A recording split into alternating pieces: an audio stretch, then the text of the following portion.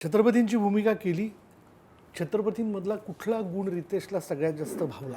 काय माहिती ना की मला खरंच वाटतं की महाराजांची भूमिका करताना प्रामुख्याने भूमिका करताना पण नाही, त्याच्यापेक्षा जास्त लिहिताना, त्यांच्याबद्दल विचार करताना की काय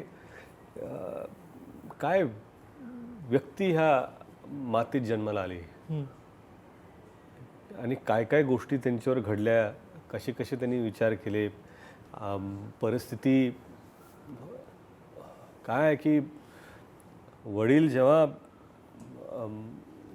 आदिलशाहीमध्ये त्यांच्यासोबत कामात होते तेव्हासुद्धा बंड पुकारणे आणि ऑफकोर्स त्याच्या पाठीमागची पार्श्वभूमी. आणि पण काय आहे की जी गोष्ट खरी आहे त्याच्या बाजूने उभं राहणं. जिथे आयुष्यात आपल्याला कळतं की जिथे आपल्याला अडचण आहे त्या अडचणीतून बाहेर कसं यायचं. बरोबर. मोठी झेप घ्यायची असं 2 पावलं मागं काय मोठी झेप जर घ्यायची असेल ना तुम्हाला 2 पावलं मागे घ्यावीच लागतात. त्याच्याशिवाय तुम्हाला झेप किंवा छलांग हे तुम्ही मारू शकत नाही. मारू शकतो.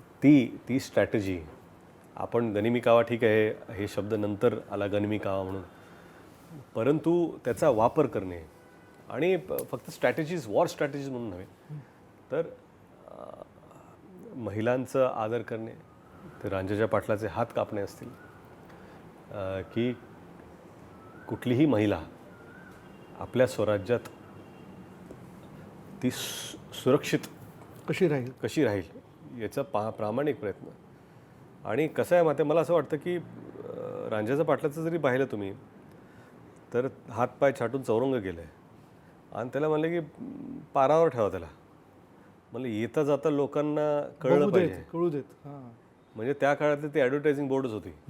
असं म्हटलं तर चुकीचं ठरणार नाही. बिलकुल बिलकुल. इतरांना धाक निर्माण व्हावा की हे कृत्य तुम्ही करायचं नाही, स्त्रियांचा आदर करा. करेक्ट. आणि ह्या सगळ्या गोष्टी मला वाटतं की मी जेव्हा मुलांना माझ्या सांगतो एक एक गोष्ट तेव्हा त्यातून काहीतरी चांगला बोध घेणं हेच आपण करू शकतो. तर मला वाटतं की फार मोठी व्यक्ती आणि आपलं खरंच नशीब फार मोठं आहे की आपण ह्या मातीत जन्माला, ज्या मातीत त्यांचा जन्म झाला त्यांच्याबद्दल आपण आजही विचार करतोय, बोलतोय, वाचतोय, ऐकतोय, सांगतोय.